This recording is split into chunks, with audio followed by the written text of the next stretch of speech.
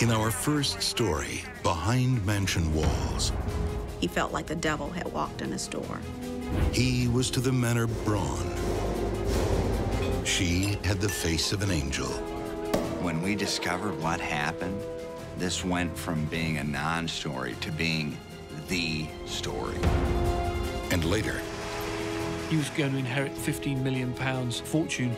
The heir with a golden ticket is dealt a cruel hand. A stranger had broken into the house and killed his wife.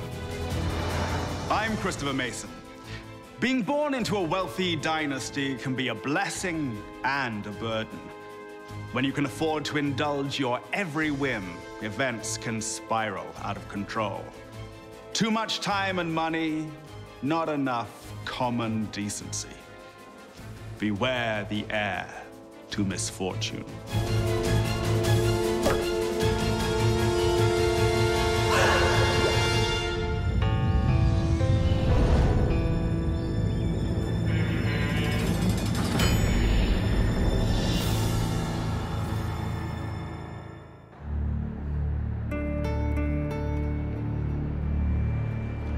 A beautiful girl, a bright future.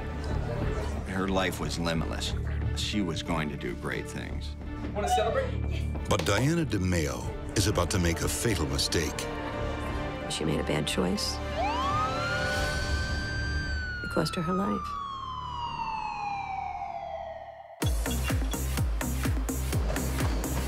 In gyms across the nation, Americans are sweating, and they're paying for it. Fitness is a $17 billion industry that's doubled in the last decade. 40 million Americans are health club members. I got the sites for the 2 new gyms. To those running the show, pumping iron is like printing money. Looking at it from the outside, Peter Davish had it all. I want them open by the end of the month. The scion of a major gym fortune. Peter Davish's dad muscled his way into the booming Detroit gym industry and made millions. Peter's father had a bit of a passion with weightlifting, and he turned that into an empire that consisted of more than 300 gyms and apparel. A hugely popular gym franchise in the Midwest. Now, his son Peter is a big fish, in more ways than one. He was huge. Weightlifter. He was born and raised in the gym culture. He had the money. He had a nice car. We found that he had a very privileged upbringing, very posh background he came from. He lived a very luxurious lifestyle. In early 2010, moneyed and muscled Peter starts hanging out with his former classmate, Diana DeMeo. They knew one another in high school. She went away to college to the University of Miami, and she did very well there. Diana was just like a great kid. She was a million friends. Everybody wanted to be with her. She's just a magnet for people. Now back in Detroit, Diana's renewed her friendship with Peter. She wants him to meet her dad. So this is great. So, Dad, we've got something to tell you. The couple has exciting news. Good news? Yes. Diana has a dream of creating a rescue shelter for dogs. No. You've been wanting to do that all your life. I know. Generous Peter is only too happy to front the cash. Thank you, Peter. Thank you. Fantastic. But while Diana seems the ideal all-American girl, everything's not perfect behind the scenes. I knew she smoked pot, and I knew she took anti-anxiety medication because she had a little bit of anxiety. Thanks for the animal shows. Diana's bright future could be under threat from drugs. And the danger from illicit drugs is rising as the once great city of Detroit crumbles around her. Motor City has become Murder City. On the streets and in the decaying suburbs, there's a homicide every day.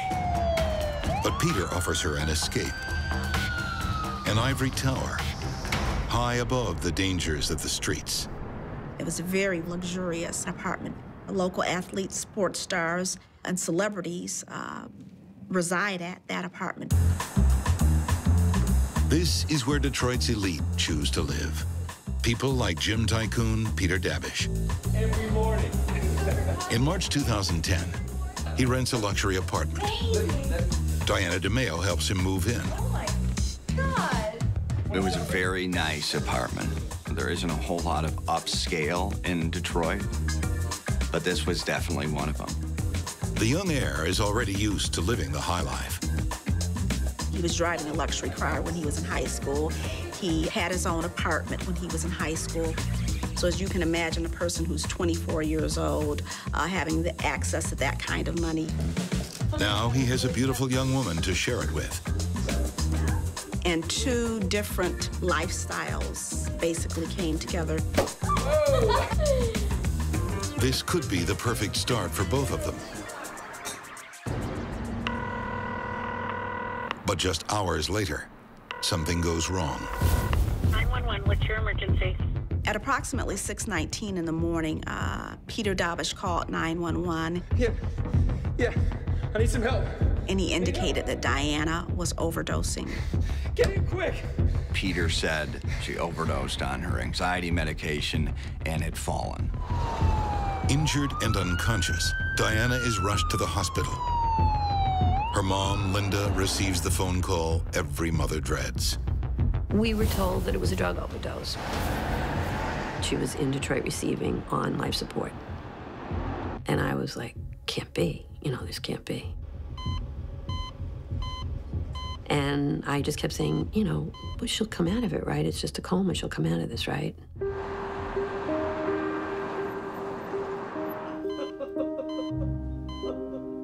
They finally convinced me that she was never coming back. And I think the family is faced with the worst decision any family could be faced with.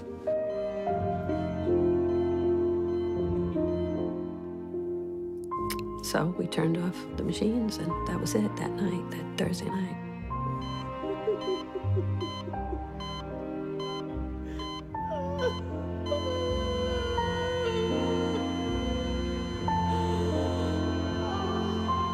It was horrendous for everybody. We were just all in shock. You know, it's just not what you ever think's gonna happen to your kid. A week later, friends and family gathered to commemorate Diana's life.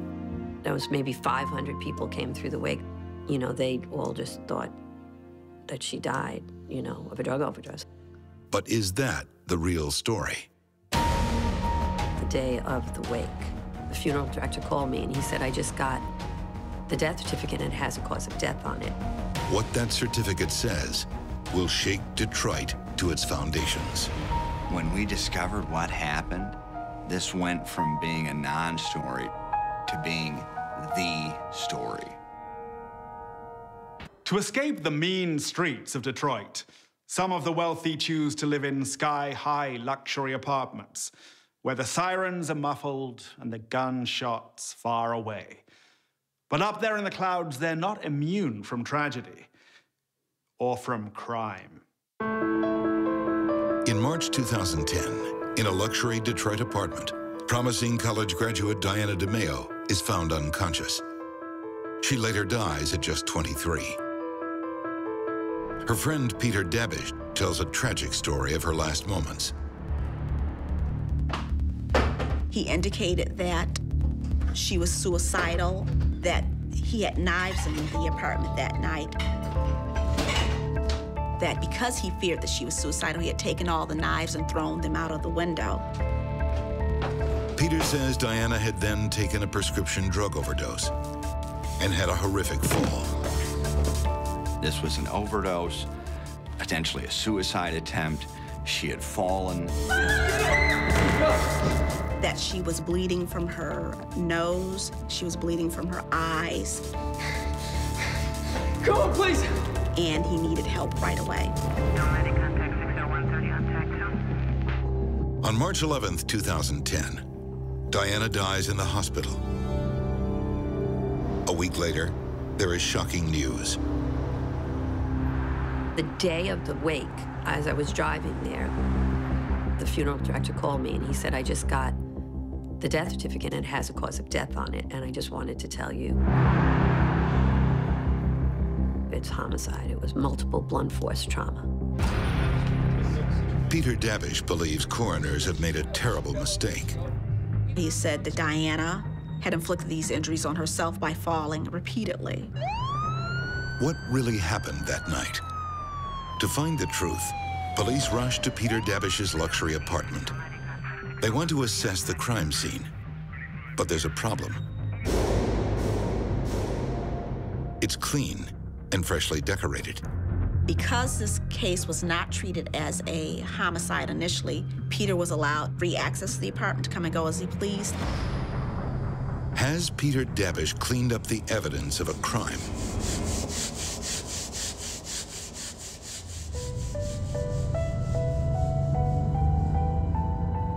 Weeks earlier, Diana's dad had dinner with his daughter and Peter Dabish. The gym tycoon didn't make the best impression. Wait up. One. He showed up late. He was stoned. Yeah, just fill these up. You know, looked like smoking pot. But he seemed maybe more than that. What the? Apologies. Do you want me to clean that up? Damn straight I want you to clean that up. It's okay. It's just... It's okay. There was friction between Mr. DeMeo and Peter Dabish. Can you just... He could just tell You get up. that Peter was not right for his daughter. But you can't convict based on a father's intuition. If Peter Dabish is a killer, police need proof. When the police did go back and start to investigate, they found that a cabinet door in the kitchen was removed and placed down into the storeroom. The police were able to go down, retrieve that door, and take it to the crime lab and determine that there were 3 distinct blows that impacted that door, causing the damage. If the door was hit by Diana's head as she slumped to the floor, why were there 3 separate impact points? Cops dig up Peter Dabish's history, looking for anything that might suggest criminal tendencies. Despite being raised with access to money and given much, he was always working a hustle, and drugs was one of them. Turns out, if anyone has a problem with drugs, it's Peter Dabish. Drugs, pot, other substances were a theme in his life. On the surface, that makes Peter's story of Diana's overdose even more plausible. She wouldn't be the first girl to be launched on the path to addiction by her lover. But there's a problem with that theory. The medical examiner did a complete toxicology screen on the body and blood of Diana DeMeo. No opiates, no cocaine, no alcohol, no stimulants, nothing. There was nothing in her system whatsoever.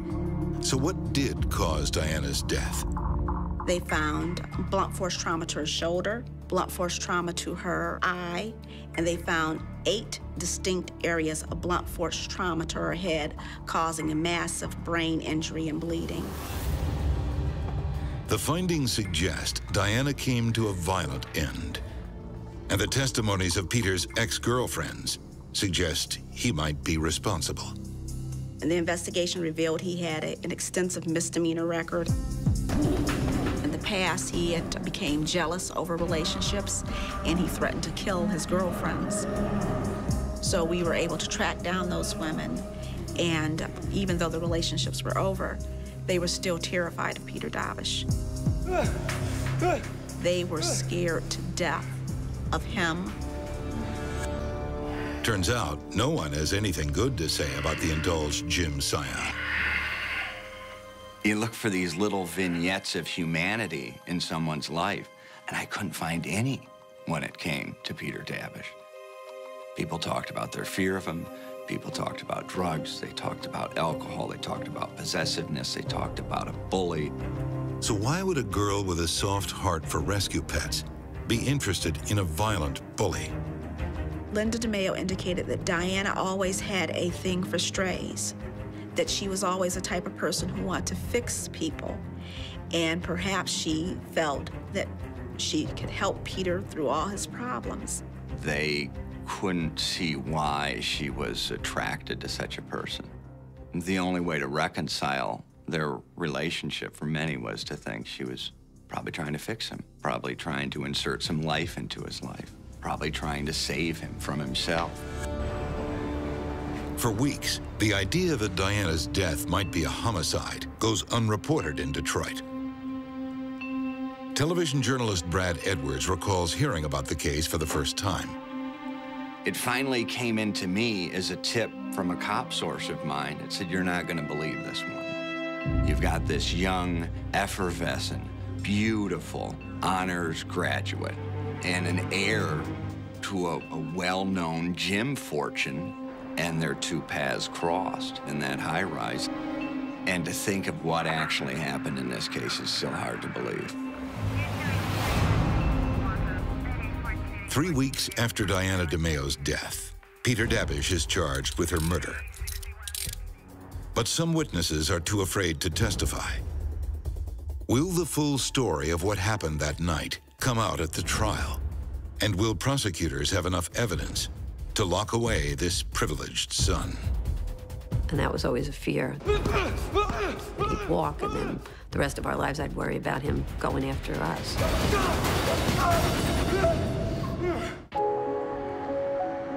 In 2010, Detroit is gripped by a story where wealth and violence collide. Looking at it from the outside, Peter Dabish had it all. Probably the quintessential silver spoon in his mouth type story. But his arc started very early on to turn dark. When Ed DeMayo first met gym tycoon Peter Dabish, an ominous feeling came over him. Can we just go back to dinner? Mr. DeMayo indicated that when he first met Peter, he felt like the devil had walked in his door. And now it appears Ed's instinct might be right. On March 31st, 2010, Peter Dabish is arrested for the murder of Ed's daughter, Diana. He really did have it all, but it's almost as if he was just predisposed to this darkness. You talk to person after person, they remark on how intimidating he was.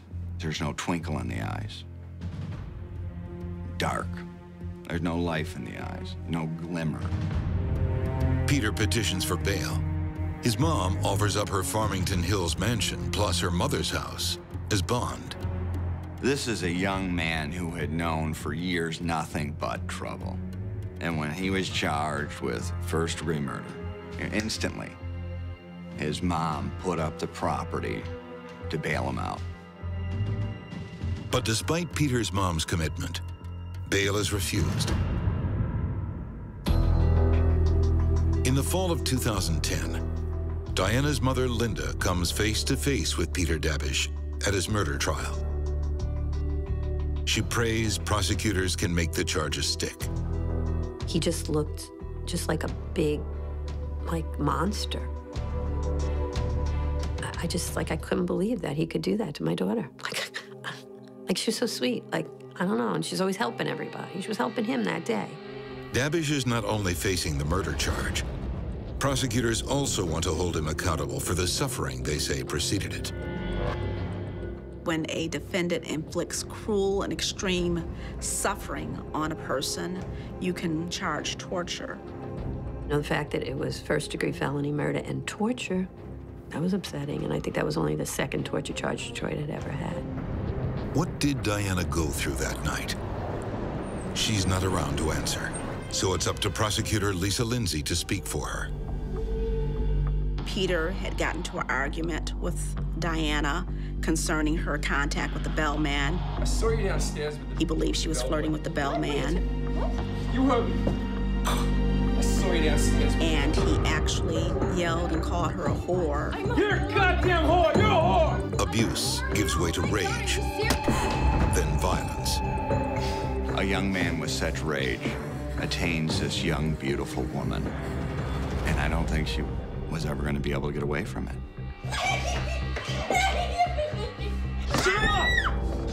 Basically, he trapped her like an animal in a small corner of the apartment.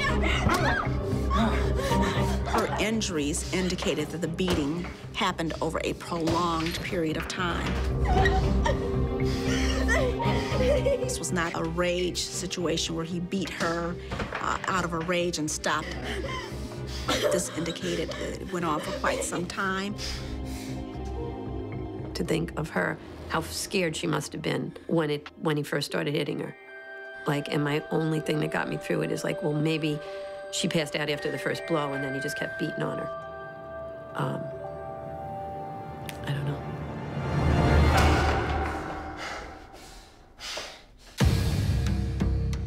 When emergency services arrives, Dabish blames the injuries on Diana herself.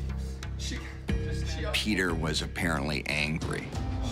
Even unconscious female, early 20s. Swearing at Diana to the officers. Bitch overdosed. It's okay. It's okay, sir. Saying that B, she overdosed. That B, you know. She fell, hit her head.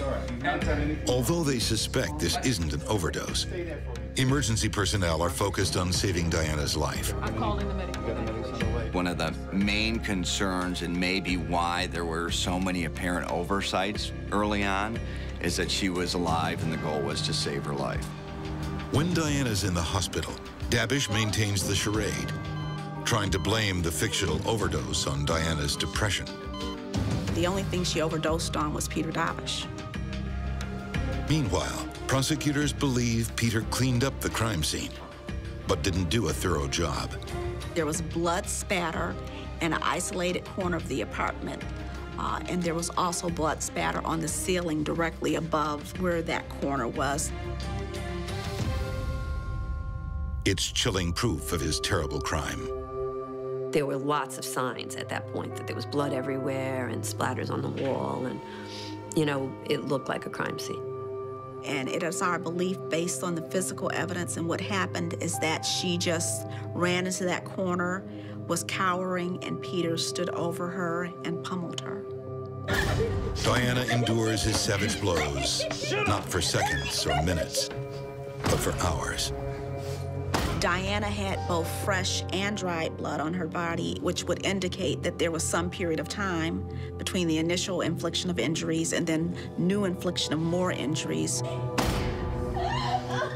We know she died of multiple blunt force strikes.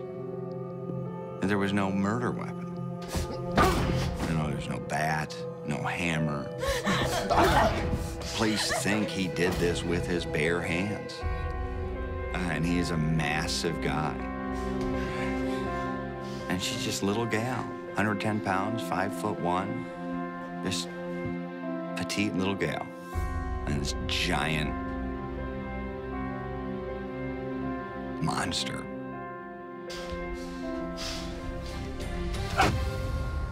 At the trial, Peter Dabish's violent past is finally laid out for all to see. The other thing that was really upsetting was to see the parade of girls take the witness stand that had already had protection orders against him. And almost all of them looked exactly like Diana to me.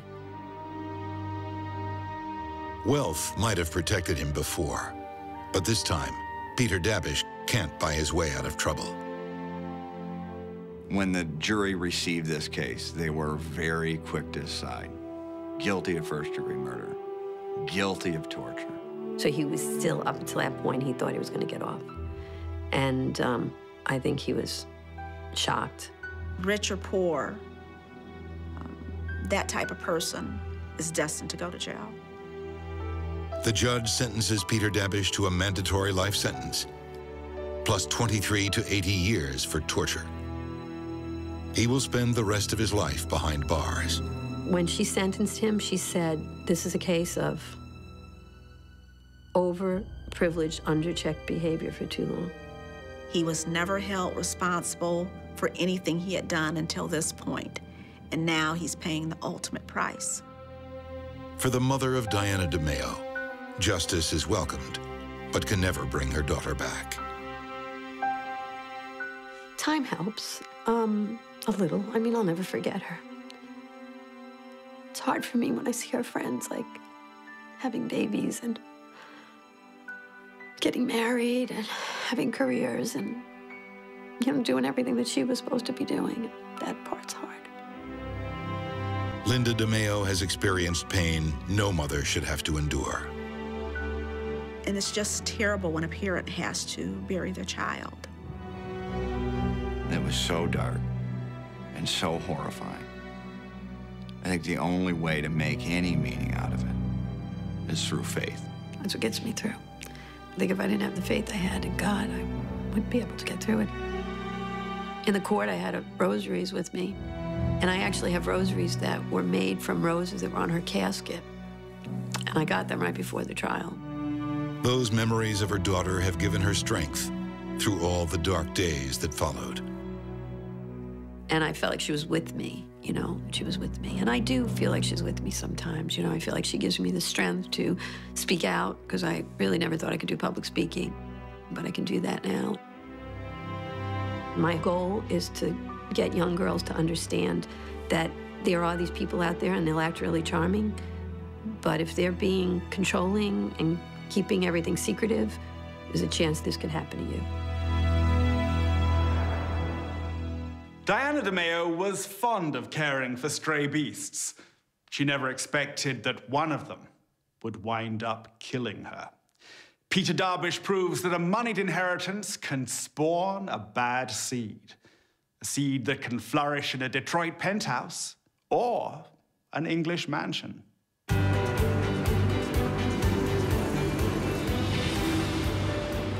New Year's Eve, 1999. In London, England, Alan and Nadine Phillips have two reasons to celebrate. Cheers, Happy New Year. It's the dawn of a new millennium and their 7th wedding anniversary.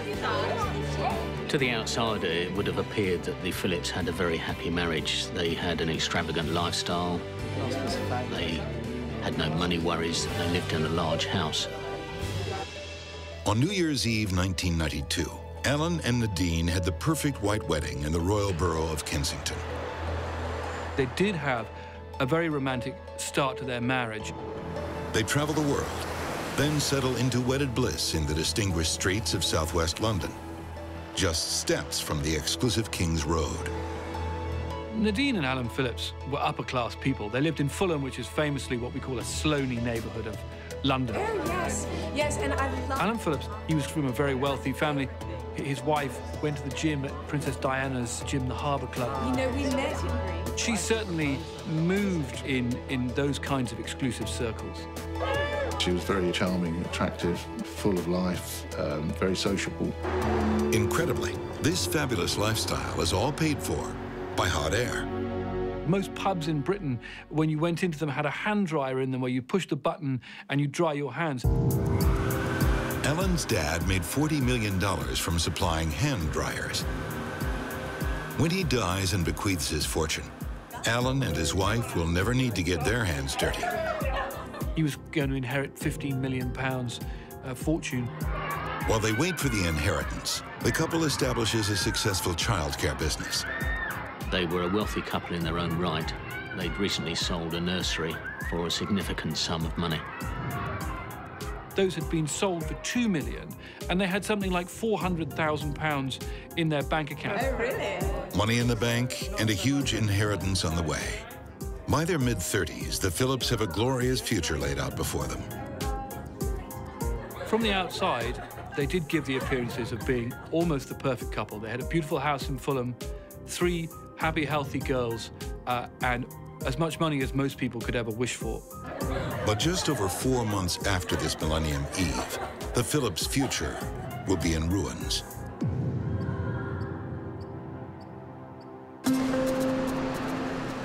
If there's a downside to being rich, it's that you also become a target.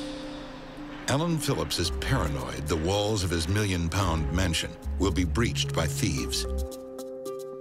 Detective Inspector Mike Smith says the well-to-do heir went to great lengths to protect his family. The house had bars on the windows, CCTV monitor on the door, multiple locks on the front door, an alarm system. It was clear that Mr. Phillips was very concerned about the security of both himself and his family. The most secure area in the lavish townhouse is Alan's upstairs office. His room on the top floor was like a safe room. It had a really thick steel door to it with multiple locks. On May 15th, 2000, Alan is working late into the night.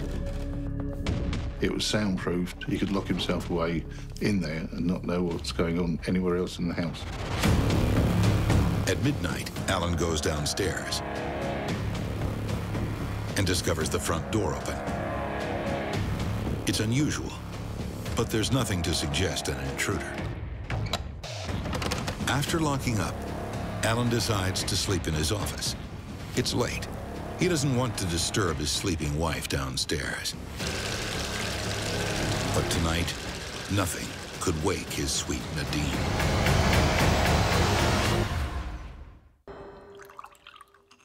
English businessman Alan Phillips is indeed a fortunate man. Already worth millions, he's about to inherit another 20 million or so.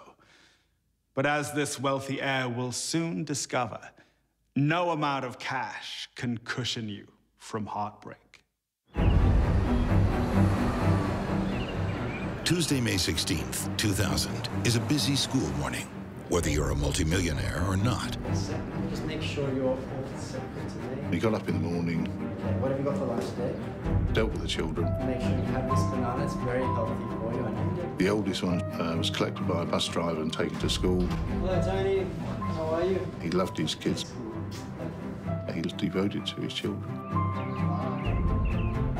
With his eldest daughter on her way to school, Alan goes to wake Nadine. And he went up to his wife's room.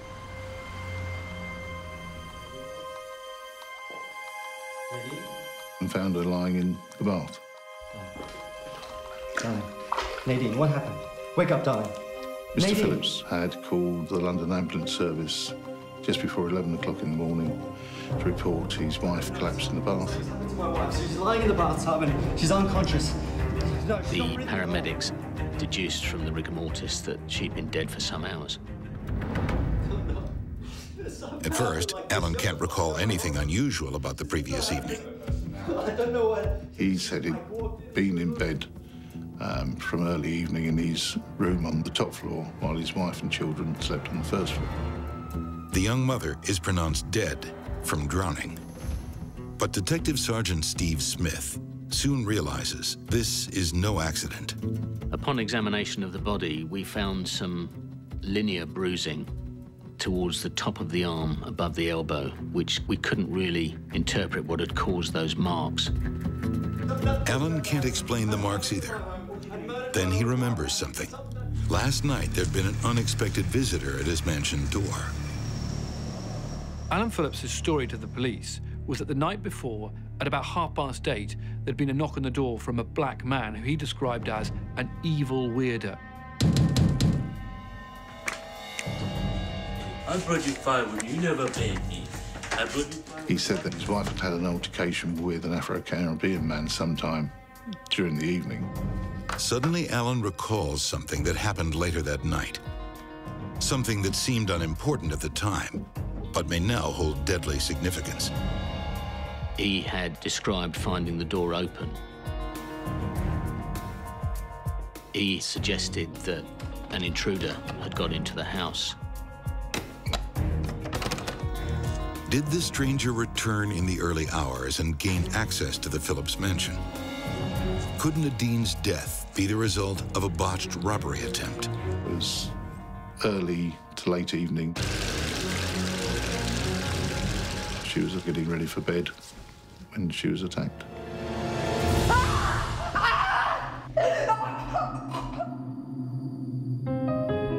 Upstairs, alone in his soundproofed office, Alan wouldn't have heard a thing. He was alone in bed on the top floor and came down in the morning to find his wife lying in the bath, so somebody must have broken in and committed the offence. It seems the worst fears of security-conscious Alan have been realized. And the safety of this silk stocking neighborhood has been pierced by a killer from the outside. Fulham's an affluent area, very rarely has any serious crimes. But just a year earlier, just a mile away, in one of Britain's most shocking unsolved crimes, wealthy celebrity Jill Dando was murdered on her Fulham doorstep. Is there a deranged killer stalking Fulham's well-heeled women? Police made extensive inquiries in an effort to establish whether or not there were any active nighttime burglars in the area or whether any intruders had been disturbed in the locality. Police start searching for an outsider. But could there be a simpler explanation? Could the killer be someone closer to home? He said the marriage was perfectly happy. He loved his kids, was devoted to his children. Cops ask Alan if his marriage was so perfect, why were they sleeping in separate beds? Alan says it's because he's a light sleeper. He would only spend one night a week in his wife's bedroom because he couldn't bear the noise of the children. But there's another reason they weren't sleeping together. Friends tell cops that 3 years earlier, Alan caught his wife cheating with a city financier. Nadine had had an affair. This was something which enraged Alan Phillips. So, although the outward appearance was nice and happy, inwardly, obviously there was problems at home. It became apparent from the testimony of friends that trust was never really re-established between the two, and the marriage remained in I think, a very tense and difficult state. She told a friend she wasn't happy in the marriage and she'd actually consulted a solicitor about a divorce. Divorce? For Alan, that could mean sharing half his inheritance. Are police honing in on a motive for murder? Meanwhile, a forensics team examining Nadine's body are still pondering the cause of mysterious bruises, and they make a breakthrough.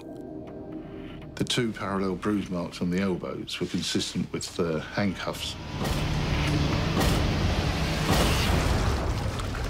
It appears Nadine was handcuffed and held underwater until she drowned.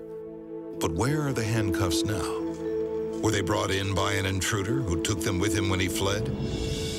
There didn't appear to be anything immediately available at the crime scene that could be responsible for causing those marks. While cops search for the cuffs, they also search for the intruder, going from mansion to stately mansion. But all these inquiries drew a blank. Strangely, no one recalls Alan's evil weirdo lurking in this grand neighborhood. There was nothing to verify or back up Alan Phillips' story about the confrontation that night. 2 other things puzzle police. If it was a bungled burglary, why is nothing missing from the £1 million mansion? And why hasn't the burglar left a trace? They could find no evidence of forced entry, no evidence of trampling in the garden, and that definitely, I think, led to suspicions that his story didn't really stack up. Police take Alan Phillips down to the station for more in-depth questioning. But the formerly talkative husband has fallen strangely silent. If you're a grieving husband, you would have thought you'd do everything you could to ascertain who had murdered your wife. And saying no comment to every question is not too helpful. Back at the house, cops scour every inch of the Phillips mansion. And down in the basement, they find items unbecoming of an upper-class English gent. Leather belts, whips. We found in her bag marked fancy dress.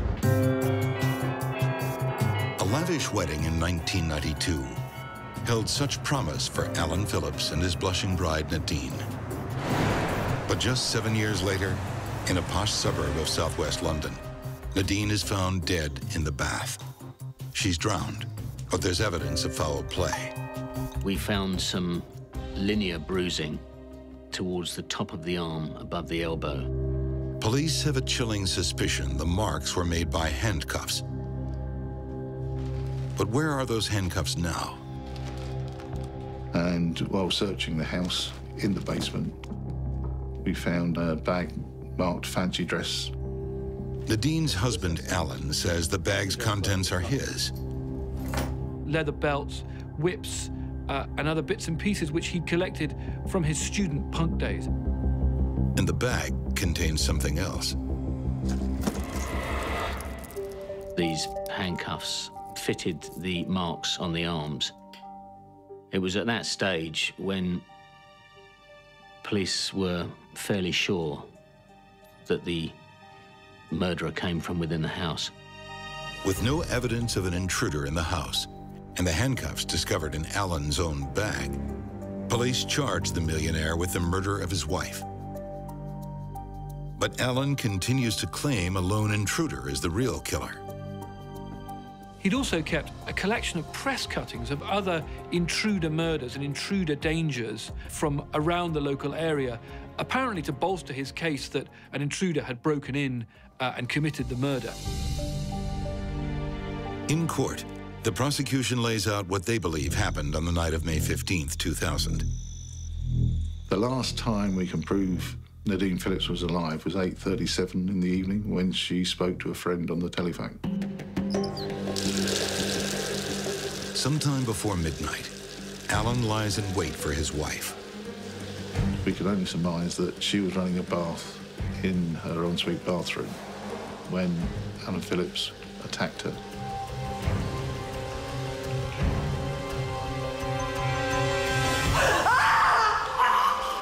And he half throttled her, so she was semi-conscious, handcuffed her,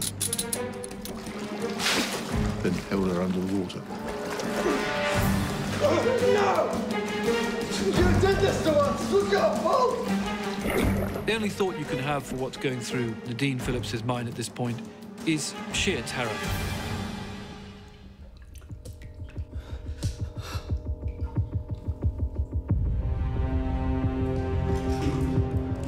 It appeared that Alan Phillips took the handcuffs off his wife's body and put them in a plastic bag in the cellar. And went off to his bedroom, leaving the kids presumably asleep on the first floor while he was in his soundproofed room on the second floor. Just before 8 a.m. the next morning, prosecutors say Alan calmly prepares their 6-year-old daughter for school. So Daddy got her ready for school and off she went in the bus. It's believed Alan's desire to kill was sparked by his wife's threat of divorce. We believe it was the fact that he was going to inherit roughly about £15 million. And if he went through a messy divorce, he would obviously lose quite a bit of his inheritance. For Alan Phillips, money really was the root of all evil. There was £2 or £3 million worth of assets to share between them. The fact that his father was about to die and leave him a substantial sum of money would most probably be taken into account by the court because Nadine will most probably get custody of the 3 children. And perhaps he felt that if he didn't act, she might leave him. She might take those 3 beautiful girls away. And if handcuffs and a motive aren't enough to sway the jury, prosecutors have one more ace up their sleeves. Alan Phillips' own words. Speaking to friends afterwards, he'd said that rather than go through a messy divorce and lose his kids or risk losing his kids, he'd kill his wife. And he even told one friend he'd say a stranger broke in and killed her while he was asleep in his room. That is what he told us. A stranger had broken into the house and killed his wife. At the time, no one could have believed it was a chilling prophecy. He talked menacingly with her friends that if he ever found out she was having an affair, he would kill her. And they thought she was joking, and then they suddenly weren't so sure. Behind it all is a man whose world is spinning out of control. What emerged was a picture of a man wanting to cling on, wanting to control everything, and finding things slipping out of his control. as the witnesses came forward and started to sketch out the character of this very controlling man, and as the police explained how there was no evidence of breaking and entry into the property, it was fairly clear that the case was heading in one direction, and that was Alan Phillips's conviction. Throughout the trial, the 36-year-old heir maintains his innocence. He wasn't remorseful and maintained throughout that it was a stranger that broke into his house. And he thought that he was too intelligent to be convicted. But he was sadly wrong from his own point of view. In November 2000, 6 months after Nadine's death, Alan Phillips is found guilty of murder. The judge labels the heir a cold-blooded killer. When the verdict was read out guilty, he collapsed in a chair.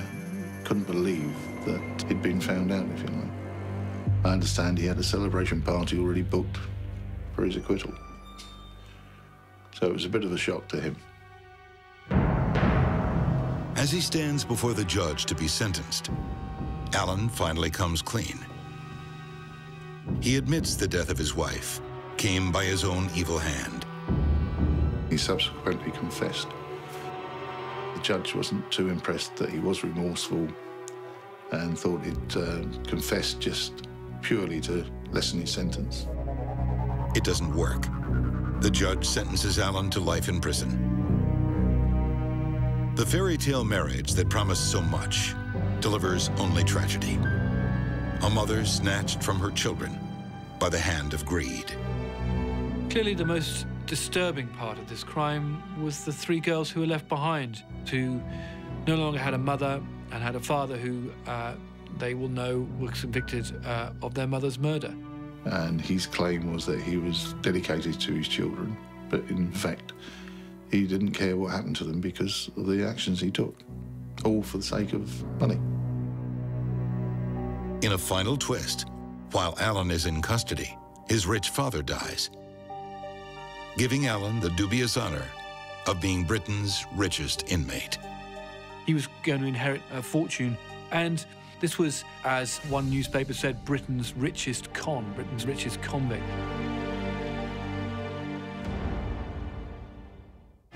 A huge inheritance is a passport to privilege, but a rich birthright can also be a deadly curse. Peter Darvish turned from indulged heir to brutal assassin, and Alan Phillips chose murder over sharing his millions. When these wealthy sons stained their family tree with blood, they both became heirs to misfortune. Till next time we meet behind mansion walls, I'm Christopher Mason.